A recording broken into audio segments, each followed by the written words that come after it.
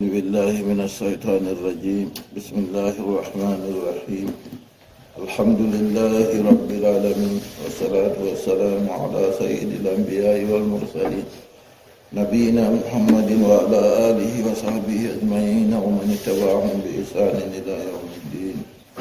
على المؤلف حفظه الله المسألة الثانية والأربعون، مسألة فننا إلى أسرار الصوم سري جسوما، وهي ستة إجابة. الأول غض البصر حب قوته تاتا ورسوم موفتك ولا رندم دقا هوريها قصد دقا قصد أخوة تاورن، وكفه عن الاتساع في النظر إن أنتاك ماكو أتفيسين بهر دردي إلى كل ما يذم ويكره heedi kala hunde ko ñingete wañaande o accararugol, wa ila kulli ma yusgilul qalb, non ha kala hunde sukloore ɓernde o accalarugol, wa yulhi an zikrillahi ta'ala, ko suklata accina innuki Allah bangiɗo o accalarugol. wa qad taqaddama shay'un min asrari sawmi wa maqasidi, haqiqa hunde iggo e sirriji suumaye e nufayeji muɗum artino. u'iduhu huna bi shay'in min albasdi, amma miɗo wartira ɗum heedi ɗo be hunde iggo e we'ititki. asani hifju lisani min alhadayani walkadhibi walghibati walnamimati walfusi walbidaati waljafai walkhusumati walmira. ɗiɗaɓol hifjul lisani renki ɗemgal anil hadayani accina rayto, boliɗe mere ɗe wala bote acca, irin gusaji goɗɗi feere ɗo acca to ɗo suumi ɗo. wal kadibi e fewre dayeto ɗum, wal gibati e ñoyre, wal namimati e baadi, wal fuusi e laftare, wolugo inɗe kuje lesɗe lesɗe, wal bizaati yoftuki ɗemgal, wal jafa ɗaynuki, wal khusumati jokkirgol, wal mira e gaabi. aɗa suumi ɗo tawa kotirɓe yimɓe kuje ɗe ɗe fufumaje goɗɗo daytoɗe yotta to ƴamiɗe noyni woodi mo limina nayi yimɓe ɗo woyti noon ko sale ko limay la ilaha illallah. ko moliɗo fu a lima ha jonta awa tawi ko jeenayi o limti fu. asalisu tataɓol kaffu sam'i anil isga'i ila kulli ma huwa makruh, nantuki nanɗe muɗum accina heɗitago faa kala ko laati gaña ɗum fu. to hunde goɗɗo nani nde wañande ni yowa daga ɗon namta nanɗe muɗum ka dayto ɗon sakko to laati haram kam. li anna kulla ma haruma qawluhu haruma lisga'u ilay, ngam kala hunde nde wiigo ɗum harmi to heɗitago nde bo non noon harmi. walidhalika sawwa Allahu azza wa jalla bayna sam'i wa akli suht, ngam majum Allah jaaliɗo mawɗo foondi hakkunde nanɗe be ñamgo haram. qala ta'ala, Allah ɓangiɗo wi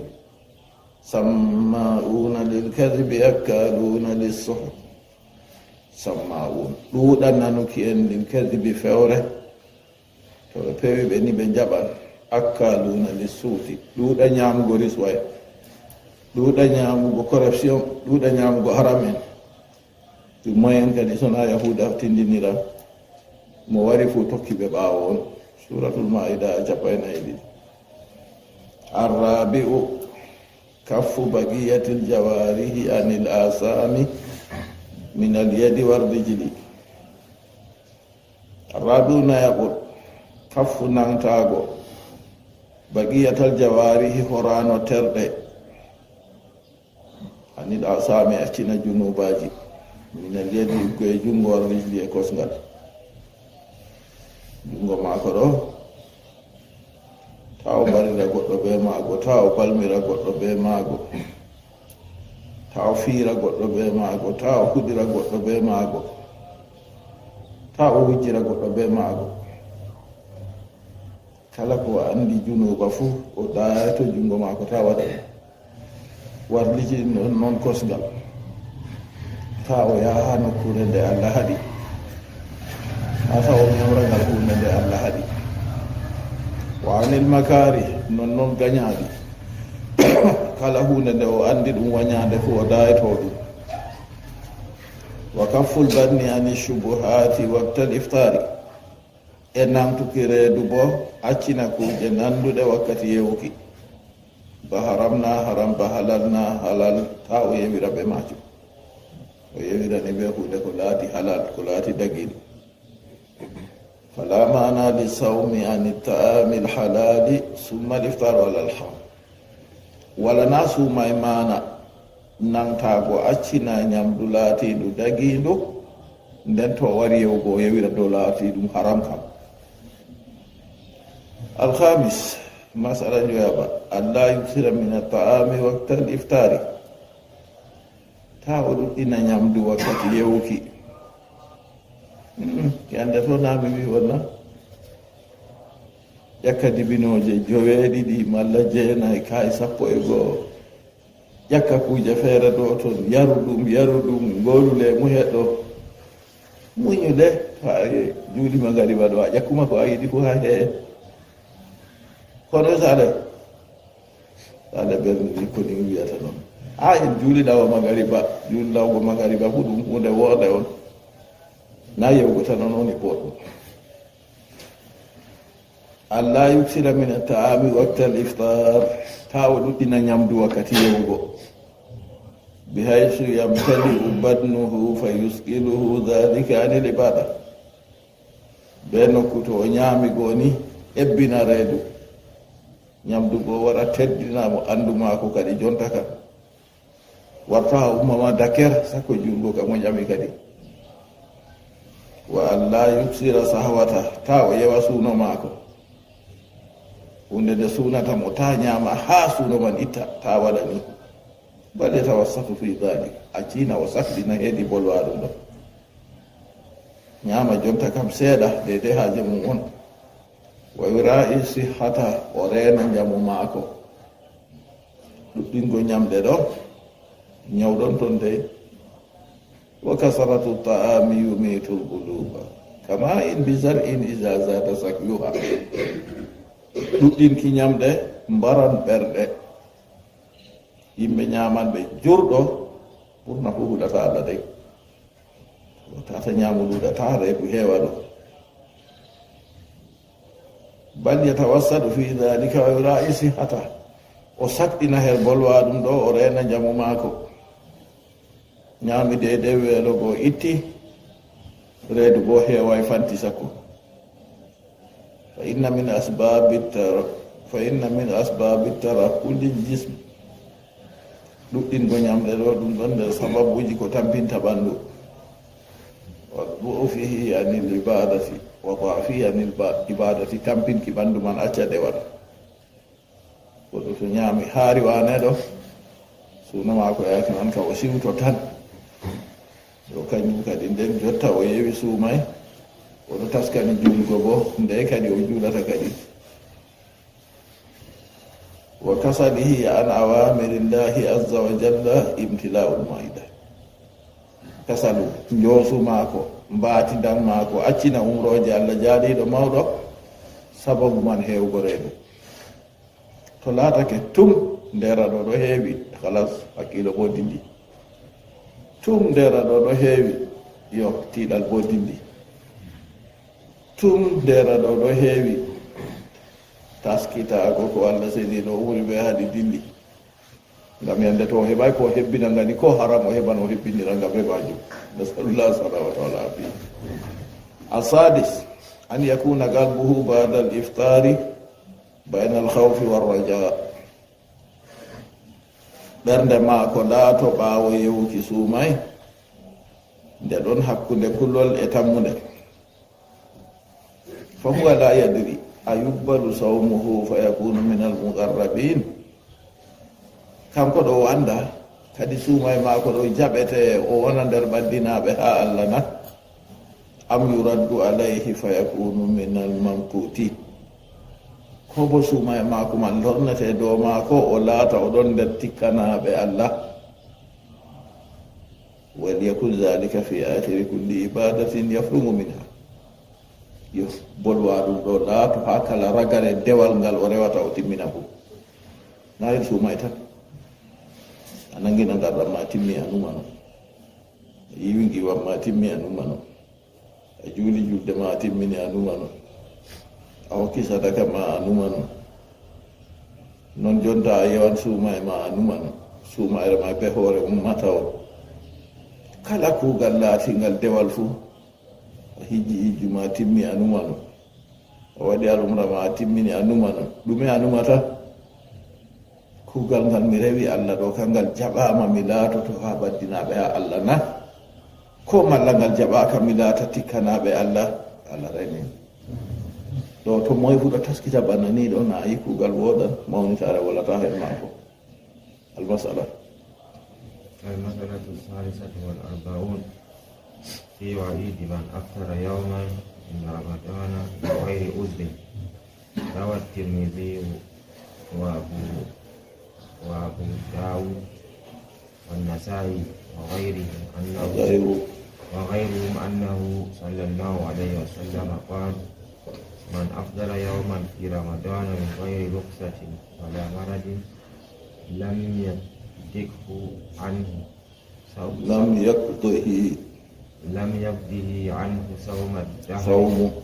صوم الدهر كله وإن صامه. المسألة الثالثة والأربعون المسألة تقنتي إنابة في وعيد من أفطر يوما من رمضان بغير عذر heedi kaltol mo yewi ñaɗomaare woore ha lewru suumay ko luutigel dot na o ñawɗo na o yehi ja'angal na ɗum debbo senaki a ƴiƴamji ɗiɗi rawa tirmiji wa abu dauda wannasai wa gayrum e tana maɓɓe annahu sallallahu alayhi wa sallam qal abu daud sulaiman bnu asas as-sijistani الترمذي أبو عيسى محمد بن عيسى الترمذي نسائي أحمد بن شعيب أصحاب السنن وغيرهم بيتنا بكل حديث ولأنه صلى الله عليه وسلم قال حنكو النبي وصلاة الله جمع تبتني أبي من أفطر يوما في رمضان من غير رخصة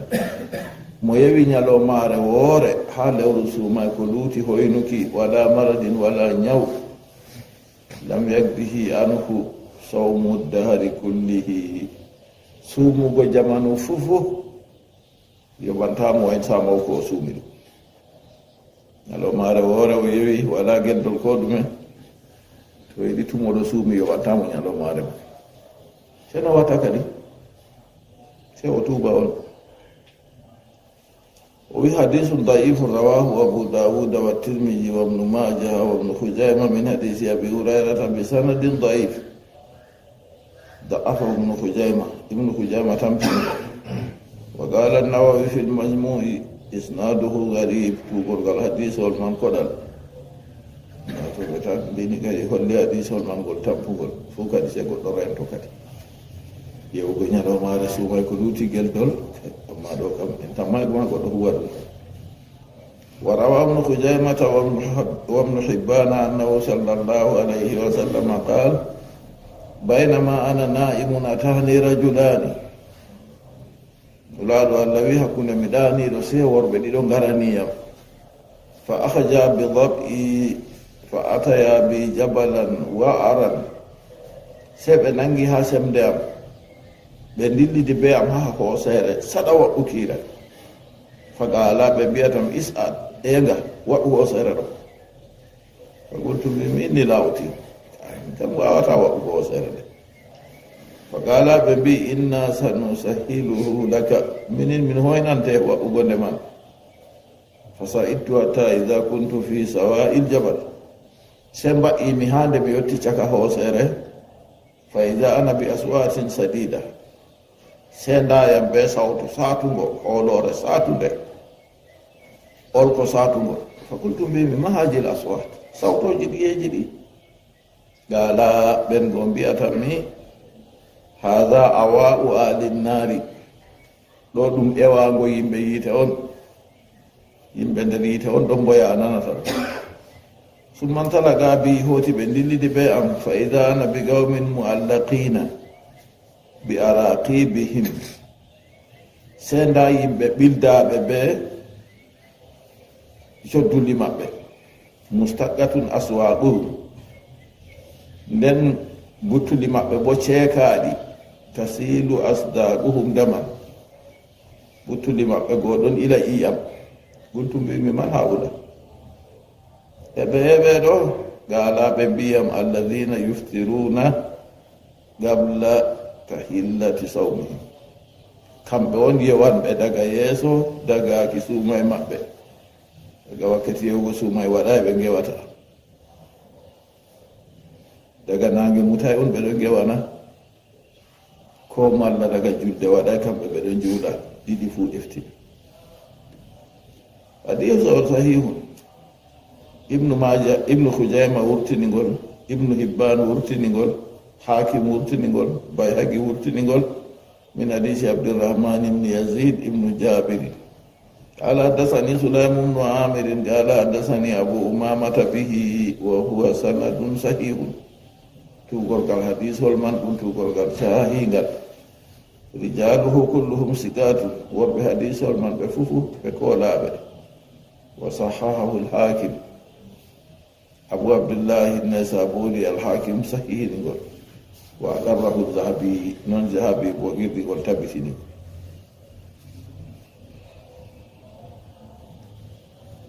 وروى الطبراني في الكبير طبراني ودي دفتتتي كبير بأوسط بصغير وفي الحديث والدوها كبير أن ابن مسعود قال من أفطر يوما من رمضان من غير رخصة لقي الله به وإن سام الدار كله إن شاء غفر له وإن شاء عذبه mo yewi ñalomaare woore haale o rusuma ko luuti hoytinki nayowo ɗo yaha jangal waɗi o yewi to o fottan ɓe allah seniɗo ko o suumi mobgal jaman wuro fuu ɗum heyantama amma kadi to allah yiɗi yafoto mo to yiɗi bo yangita mo o heni yangitego kam o kañum kadi se goɗɗo hakkillina suuma o wi daifun ngol tampugol zakarahul haysami fi majma'i zawaidi وروى البزار أن رجلا قال يا رسول الله إني هلكت أفطرت في شهر رمضان متعمدا بجار في اللي ودي قرق فير بيانو لا الله من أمي هلكي ميوي هانيا لو ما رسو ما يبي أمدو قال لا الله بمعاتك رقبة رمد دانة قال لا أجد ميبتا دانة رمد نمي قال سوم سهران متتابعين سوما لبدي تكوتردي قال إلى أقدر مواوتا قال أدم 60 مسكينة ñamno jurum ɓe capanɗe joweego ase ɓe gotel kuje tati ɗo kañum on goɗɗo hefrata kadi to nini laatake o yewi ñalomaare ha suma ɓe amdi ɗon man ɗo kiɓanni man ɗo seeɗi tokkidirana ko malla ko o tokkidiray fu gacce wala haɗo ko hadisol ko wardi ɗo tokkidirki isnadu daif to gorgal hadisol man tampugal rawahul bazzar bisanadin fihi lwaqidi ha to gorgal hadisol man o wodi biyeteɗo waqidi ɗon nder ɗon wal jumhuru ala tadifihi ɓurna modiɓɓe fu tampinimo wa aslu hadisi marufun fi sahihayni amma asli hadisol man ɗo قل أننا قلنا صحيح البخاري بمسلم من رواية أبي هريرة في من وقع على أهله في نهار رمضان هدي مؤكد دوكور مودمانيا لو مسومي ويسميه أهل الحديث ويسميه أهل العلم يمبي أندر دون إنغول حديث المحترب حديث الغل نودو ناوري نوبي وحدكي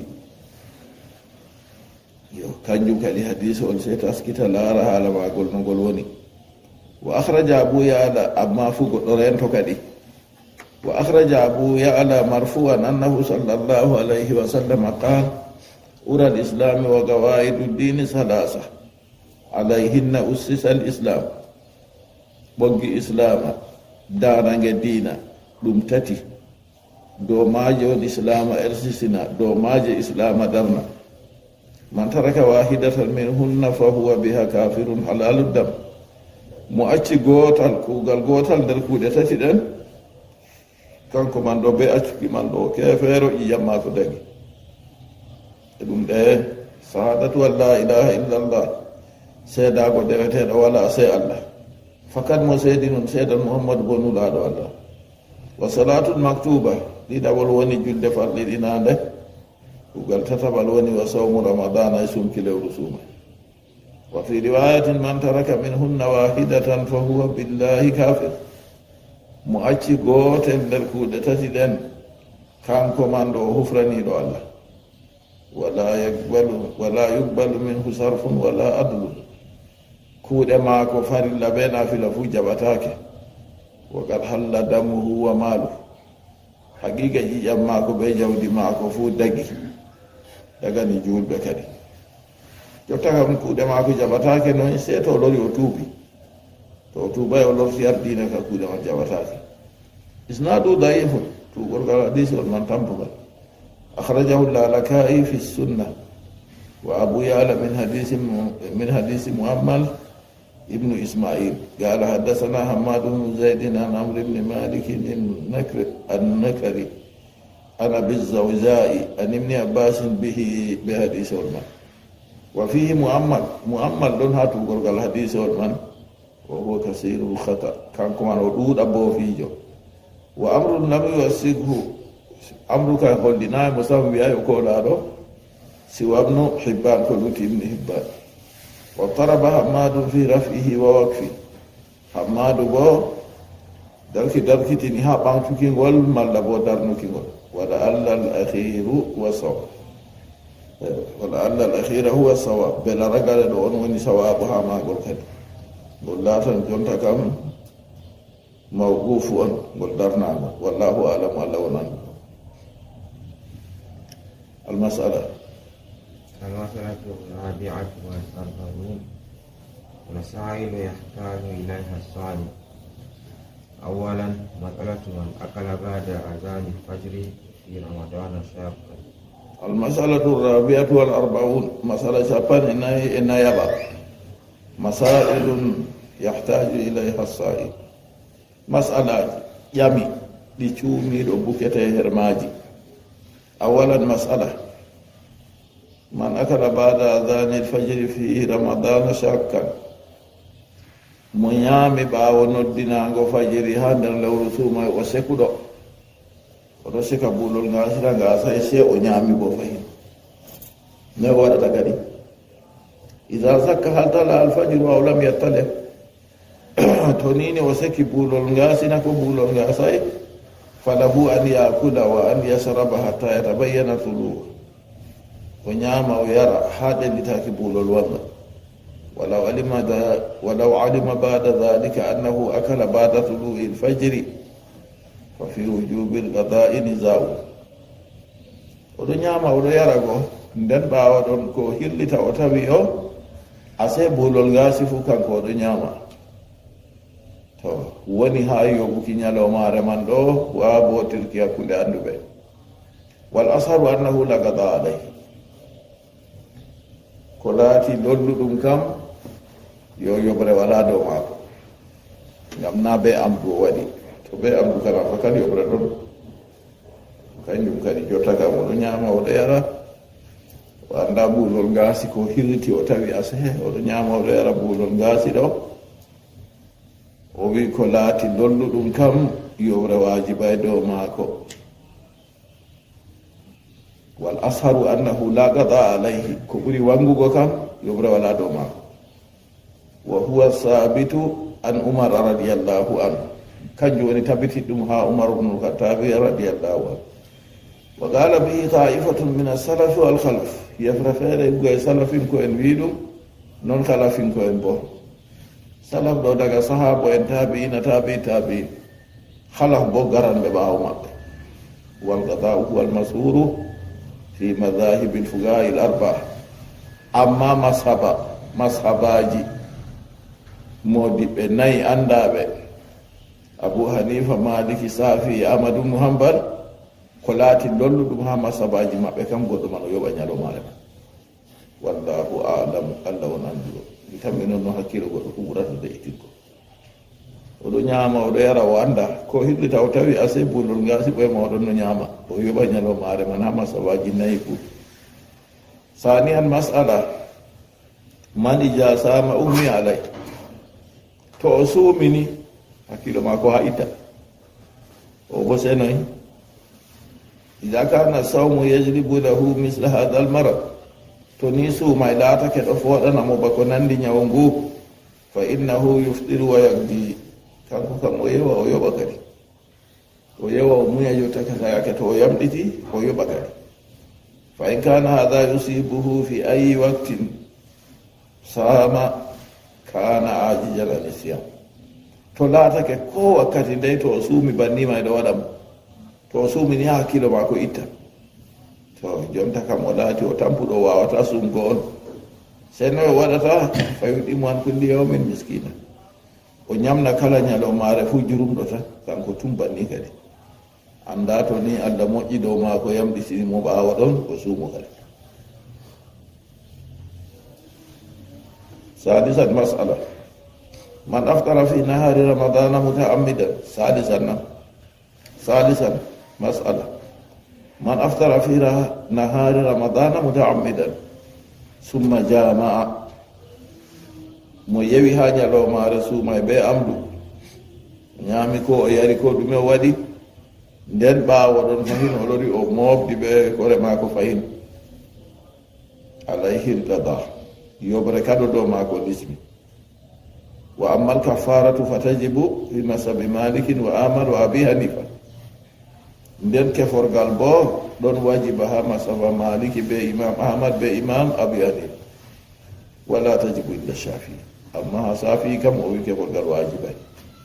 Wa sahihu ko mo cahigol kam wujubul qada'i wal kaffara, wajibaki yobre be keforgal fu. Rabian mas'ala man qabbala zawjatahu aw dammaha fa amza hal yusidu dhalika sawmahu am la. Man qabbala zawjatahu mo hebbi debbo muɗum, aw dammaha ko malla bo hubbotiri be maako, fa amza sey sababu man maji wurti hen maako, hal yusidu dhalika sawmahu, bela bolowa ɗum ɗo wonnan suuma e maako am la ko malla wonnata. Wal jawabu yufsidu sawmu bidhalika inda aksari ulama, ha ɓurna modiɓɓe fu suuma e wonniran be man, min kata oɗo suumi o hakkila kadi haala hebbago malla bo hubotirgo. Khamisan mas'ala man aftara fi nahari ramadan, man aftara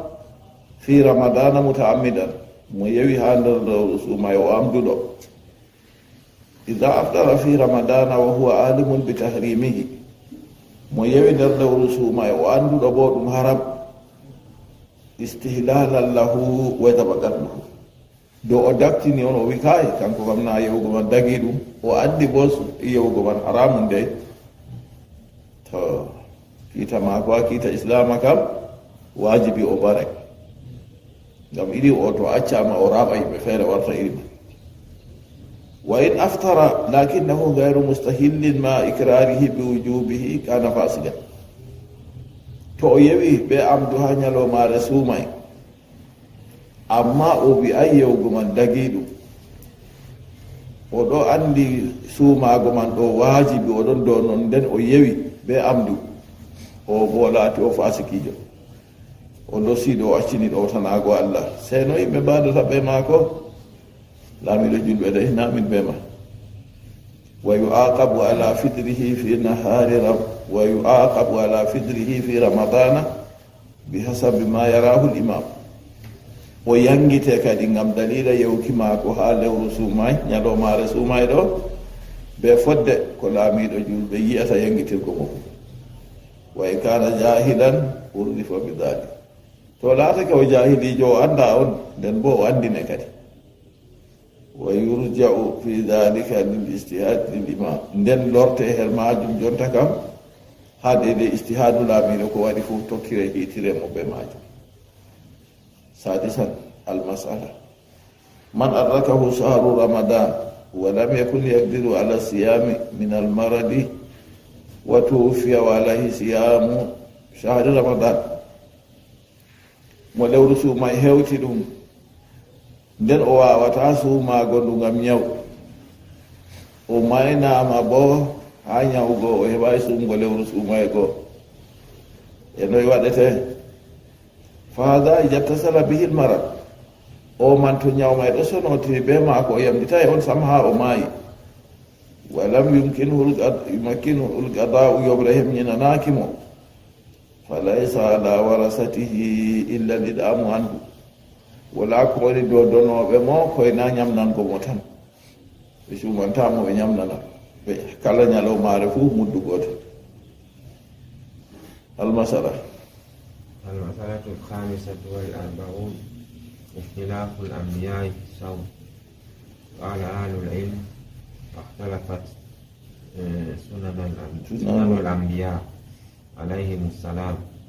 في الصوم، فكان نوح عليه السلام يصوم الدهر، وكان داود عليه السلام يصوم يوما ويفطر يوما. المسألة الخامسة والأربعون مسألة شفاننا إنجويبا اختلاف الأنبياء في الصوم لورك أن بين هدي سومي. قال أهل العلم بأن النبي واختلفت سنن الأنبياء عليهم السلام سنة أن بين بجمع الله تبتني لوري في صوم يسومي. فكان نوح عليه السلام يصوم الدهر annabi nuhu mo jabo Allah tabitani wala taka o suumo jamanu kanko tumo do suumi. wa kana daud alayhi salam yasumu yawman wa yaftiru yawman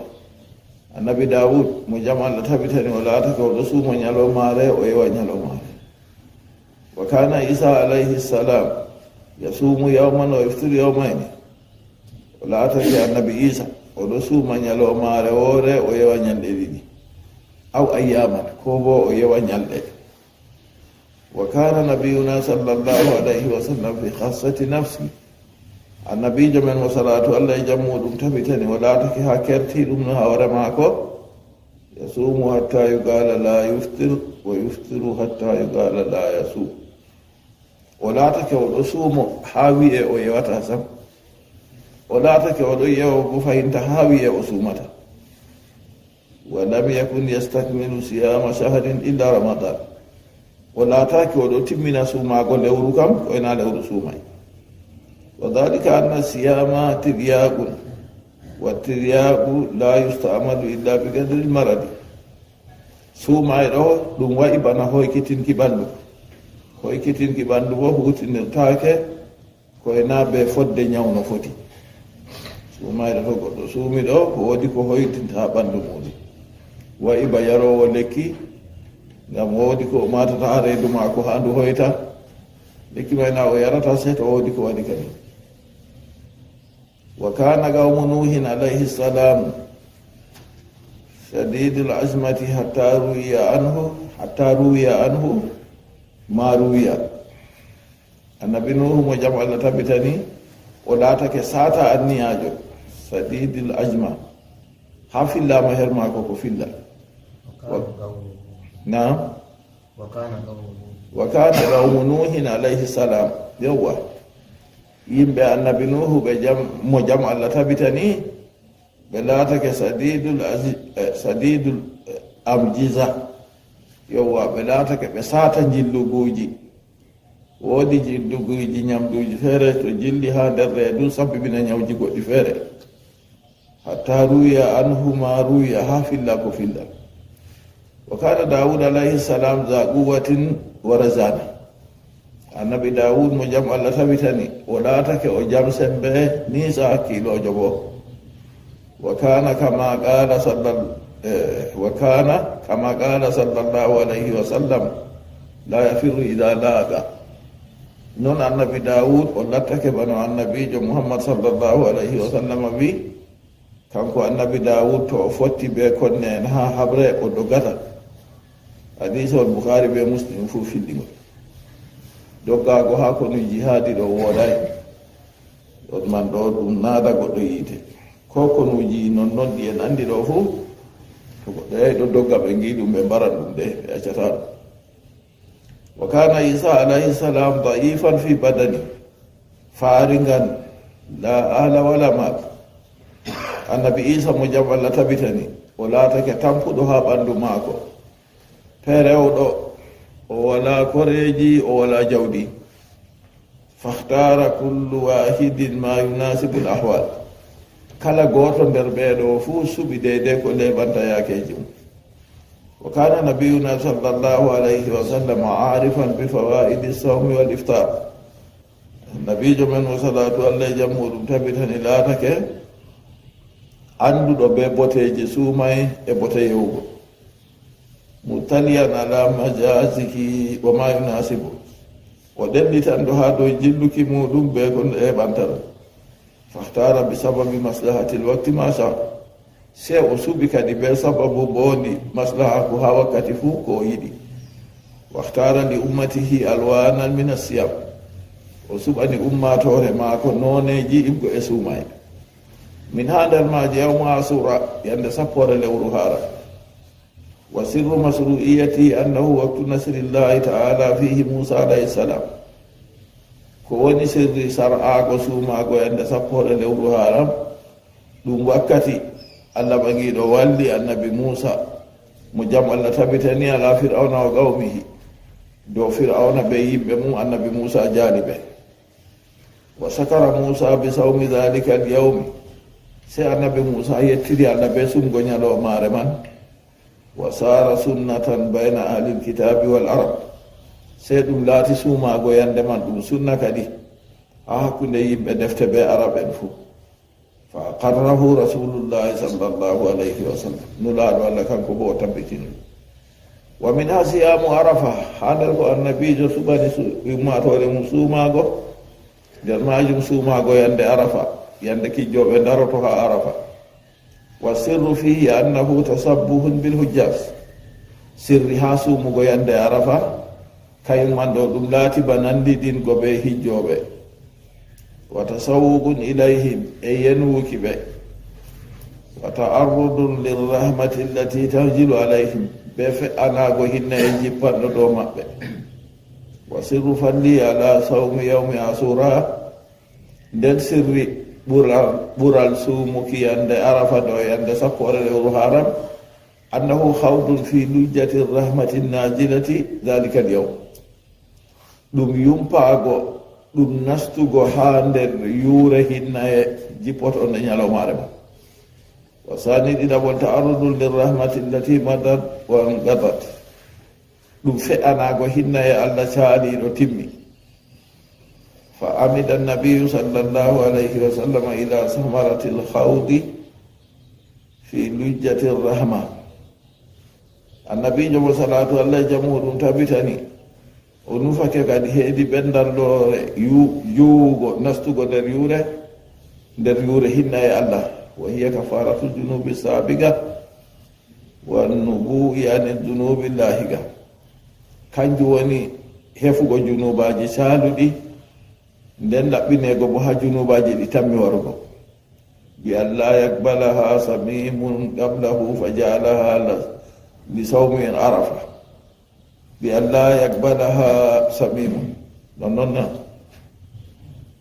samimun qablahu wala hunde funde jaɓata daga yeeso man fa ja'alaha li sawmi arafa se waɗi ɗum ngam suumago yande arafa wa lam yamassahu sallallahu alayhi wa sallam fi hajjati wa lam yasumhu sallallahu alayhi wa sallam fi hajjati nulaɗo Allah suumaki nde ha hijju muɗum a senden ka gonɗo ha hijju ka suumata yande arafa kadi wa min ha sittatan min sawwal ha nder ko annabijo suɓani yimɓe goo sittatun min sawwal suumugo ñande joweego ha nder lewru juldaɗo qala sallallahu alayhi wa sallam man sama ramadana summa atba'ahu sittan min sawwal kana ka siyami dar mo suumi lewru suuma e timmini nder o tokkini ndu ñande joweego nder lewru juldandu ɗum wayi ba suumaago jamanu hadis ol imam muslim wurtinigol حديث الجنيرة تمر إسحاق يجيكو ينابل من حديث أبي أيوب رضي الله عنه الأنصاري. والسر في مشروعيتها أنها بمنزلة سنن الرواتب في الصلاة. كوني سري حسوما غسوما جدن حسر غسوما جدن لدون بيجي فرد سناجي في الصلاة. بنا نافلة جنافة يسوع وقت فريلا كوبا وفريلا to non baawa to suumi lewru suuma timmini bo suumu go nyalde jeego ha juddaandu ay banni to kamilu fa'idatuha binisbati ila azmati to kamilu fa'idatuha bote mudum do timmira binisbati ila amjijati man lam tatimma fa'idatuha bihi ha jillinki on muslimu ay mudum bote way timmirayno be mabbe wa inna ma khassa bayana fadliha fi tasabbuhi bi sawmi dar caguma o hertiri wangirki ɓural suumago ñalɗe ɗen ñalɗe joweego ha nder lewru julɗaɗu ɓe nandidinki bana suumuki jamanu to suumi lewru o timmini o suumi ñalɗe jeego ha julɗaɗugo annabijo nandidi ɗum bana mo suumi jamanu ban mo suumi foroy li anna min alqawaidi almuqarrara anna alhasanata bi asri amsaliha ngam ɗon nder darage tabbitinaɗe kugal borgal gotal to huwa mani o hokkete be 10 yeru magal wa bi haji sitta nden kanyalde be nyalde jeego de yettimuti sabu isuki don timma to ni o suumi lewru o timmini bana lebbi 10 nden ka hita na lutti lebbi didi to suumi nyalde jeego do ni lebbi didi go bo timmi don kadi nandi barjaari mako wasumbe jama wa min hadal majum fahimtu annabijo subhani ummatore nde suwago salasatun min kulli shahr nyalde tati akala lewru fu li annaha bi hisabi kulli hasanatin bi asri amsalha tudahi siyamada ngam kanjade to ni be hisago kala nyalomare worde goddo suumi fu fotan be yelde sappo nder mudum nden kamde do yembita ba suumago jamanu kadi to suumi ha lewru nyalde tati do dum woni bana to suumi lewru man fu to dogake do banni do bana tum to do suumi barjaari ma wali anna salasata aqallu haddil kasara nden bo tati do on budi famdugo ha limgal dungal daga didi do kanastai to fuddi daga tati do on limgal dungal fuddi amma tati ma on budi famdugo bo ha limgal dungal wa qad ikhtalafat riwayatu fi ikhtiyari tilka al-ayyam amma hadiseji fillayeji luuri kadi ha suɓugo ñalɗe man fa warada ya aba darrin in sumta min ashari salasata fa sum salasa asarata wa arba asarata wa kamsa asara naaɗo allah sallallahu alayhi wa sallam o wiyata abu darrin to nini a suumato ha lewru fu ñalɗe tati nden kam suumu 13 14 be 15 to hadisol sahihol tirmiji filli ɗum non na sahi sahihiɗigol be tana muɗum fu ɓe wi bi sanadin sahihi be tugolgal sahigal nasalullah salamata wal afiya sallallahu wa sallim wa barik ala nabiyyika wa rasulika muhammad wa ala alihi wa sahbihi